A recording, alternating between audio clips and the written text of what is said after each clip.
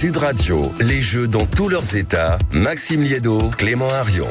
La dernière ligne droite de ces Jeux Olympiques dans tous leurs états avec le camarade Clément Arion. Et de quelques instants, on s'intéressera au sujet, mine de rien, qui a beaucoup fait parler, y compris sur cette radio, à savoir l'état de la Seine. Est-ce qu'elle était vraiment d'une certaine manière, alors n'allons pas jusqu'au mot potable, mais est-ce que c'était baignable? Est-ce que c'était baignable? Voilà, mais avant, on est rejoint par le fil rouge de cette émission et le fil rouge de cette radio qui est à la radio depuis 4h30 ce matin et qui nous a rejoint. Jules Boscherini, bonjour. Bonjour à tous. C'est la fameuse... Faut arrêter de dire ça, les gens vont croire que j'habite ici. Oui, mais ce n'est pas totalement faux parce que j'arrive, vous êtes là, je pars, vous êtes là. Alors soit j'arrive très tard et je repars très tard, soit vous passez beaucoup trop de temps ici. C'est l'heure de On en parle, et on en parle aujourd'hui avec cette athlète australienne très critiquée pour ses performances aux Jeux, et elle subit une vague hallucinante de cyberharcèlement depuis plus d'une semaine. Oui, tout à fait, c'est la big girl Raygun, devenue la risée des réseaux sociaux depuis sa performance le 9 août dernier. L'Australienne de 36 ans essuie les critiques, moqueries et insultes des internautes. Elle a publié une vidéo sur ses réseaux sociaux hier. Elle en profite pour remercier toutes les personnes qui l'ont soutenue, mais répond à ses détracteurs. Je n'avais pas réalisé que ça ouvrirait aussi la porte à autant de haine, ce qui a été franchement dévastateur. Mais j'y suis allé et j'ai pris du plaisir. J'ai pris la compétition très au sérieux. Celle qui est chercheuse universitaire en études culturelles ne manque pas non plus de souligner qu'elle a travaillé dur pour aller aux Jeux et qu'elle a vraiment tout donné. Mais ce n'est pas le seul sujet qui fait parler, parce que figurez-vous qu'il y a une pétition qui circule et qui remet en cause ses compétences et sa sélection pour les Jeux. La pétition affirme qu'elle aurait manipulé le processus de sélection olympique, qu'elle a placé son mari parmi les membres du jury grâce à des passe-droits, ou encore qu'elle a créé une instance décisionnaire. Des informations qui ont bien évidemment été démenties par la Fédération australienne de breaking dans un communiqué. Et là aussi, la big girl s'est exprimée. J'aimerais demander à tout le monde de se référer au récent communiqué du comité olympique australien ainsi qu'au post sur la page Instagram de AUS Breaking et de la WDSF Breaking for Gold. Alors, faut quand même préciser que la fameuse pétition a déjà récolté plus de 50 000 signatures. On y lit notamment, entre autres, que l'apparence et la conduite de Raygun sont contraires à l'éthique du breakdance. Et le comité olympique australien défend son athlète.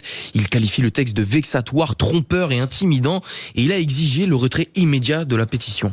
Eh bien, tant de haine. Hallucinant. Et ça pose une fois de plus la question sur la modération des réseaux sociaux, parce que vu le nombre de commentaires haineux qu'il y a, on se demande si les personnes qui se lâchent comme ça seront à un moment poursuivies. Ça pose quand même plus d'une semaine que ça dure. Plus d'une semaine, dans une impunité totale. 50 000 signatures sur la pétition.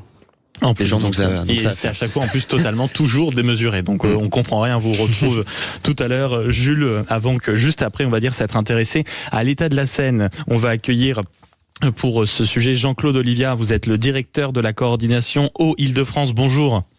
Oui, bonjour. Merci beaucoup d'être avec nous. On était obligé un moment, après avoir fait le bilan de ces Jeux Olympiques, de faire aussi, mine de rien, le bilan de la Seine, parce que l'épreuve de triathlon masculine avait été reportée d'une journée, notamment à cause de mauvais relevés de la Seine. Des athlètes suisses et belges ont été malades, et donc forcément, le débat est revenu sur le devant de la Seine, mon cher Clément. Maxime, entre le 19 juillet et le 9 août, soit 22 jours, la Seine n'a été baignable que 8 jours.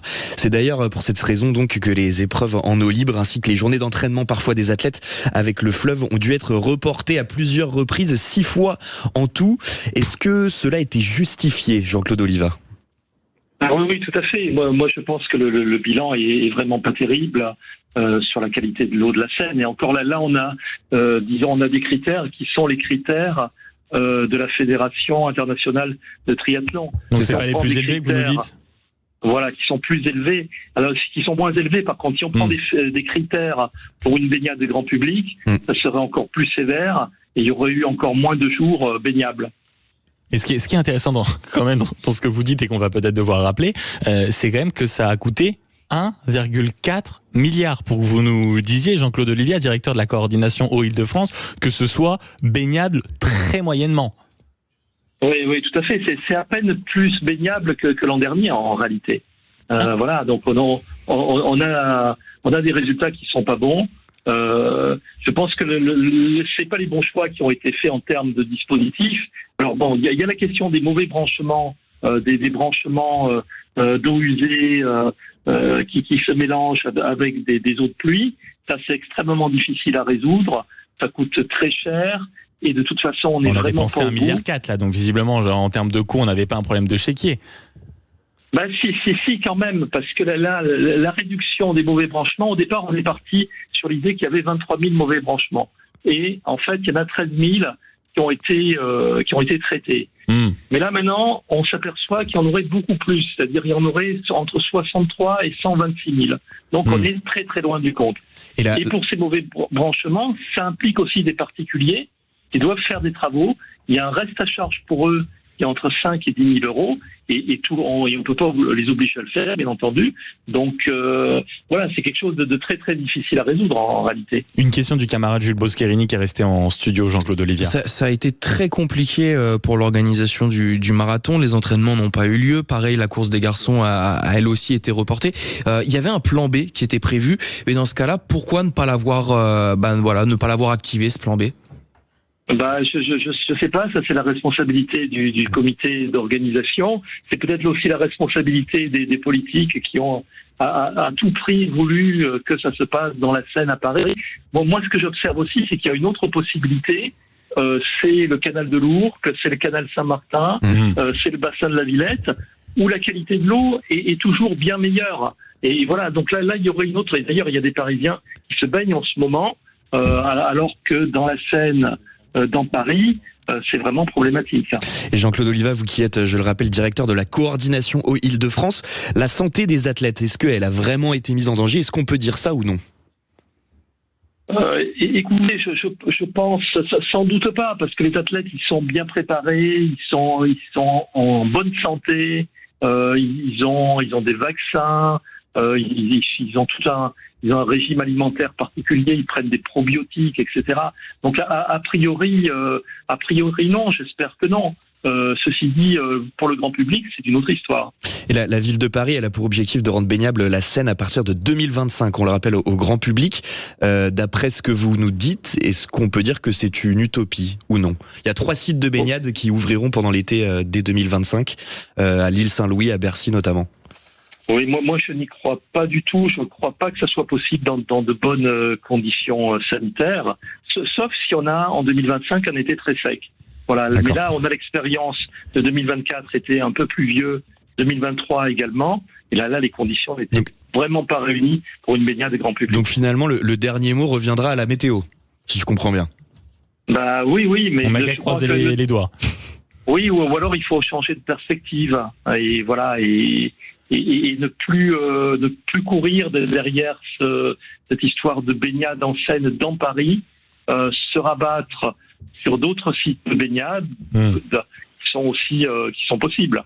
Vous, depuis à 2 reprises, Jean-Claude Oliva, vous nous avez parlé, on va dire, des autres options qui étaient possibles, aussi bien pour ces Jeux, on a fait les mauvais choix. Vous nous avez dit, là, vous nous dites que d'autres options sont possibles. Admettons, on va essayer de rendre la Seine baignable d'ici 2030.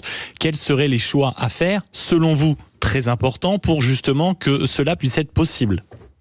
Dans ce cas, voilà, c'est d'autres dispositifs. Il faut d'abord arrêter de mélanger les eaux de pluie avec les eaux usées. Et de stocker éventuellement dans des bassins les eaux de pluie avec les eaux usées, parce que ça conduit à généraliser la pollution, ça. Donc ce qu'il faut, c'est traiter les eaux de pluie à la parcelle, à l'endroit où elles tombent. Laisser l'eau de pluie s'infiltrer, laisser l'eau de pluie s'évaporer, et en plus ça c'est bien pour la ville, parce que ça rafraîchit la ville, et c'est plutôt bien en été. Il faut surtout pas envoyer les eaux de pluie dans le réseau. C'est ça le grand changement à faire.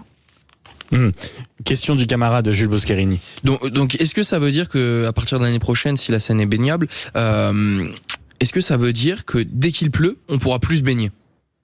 Dans les conditions d'aujourd'hui, c'est clair, bien sûr. Merci beaucoup Jean-Claude Oliva, directeur de la coordination aux Île-de-France, d'avoir été avec nous. On se retrouve dans quelques instants pour Sud Radio pour la suite de ces Jeux Olympiques dans tous leurs états avec le camarade Clément Arion et Jules Boscherini. Et ce sujet, évidemment, on va revenir et s'intéresser sur... le succès des JO de Paris avec les nombreuses critiques qui ont été faites sur la France, pays de sport ou pas. Ce sera l'occasion de dresser le bilan et de se projeter pour les quelques années qui arrivent. À tout de suite sur Sud Radio. Sud Radio. Sud Radio. Parlons vrai. Parlons vrai. Sud Radio. Parlons vrai.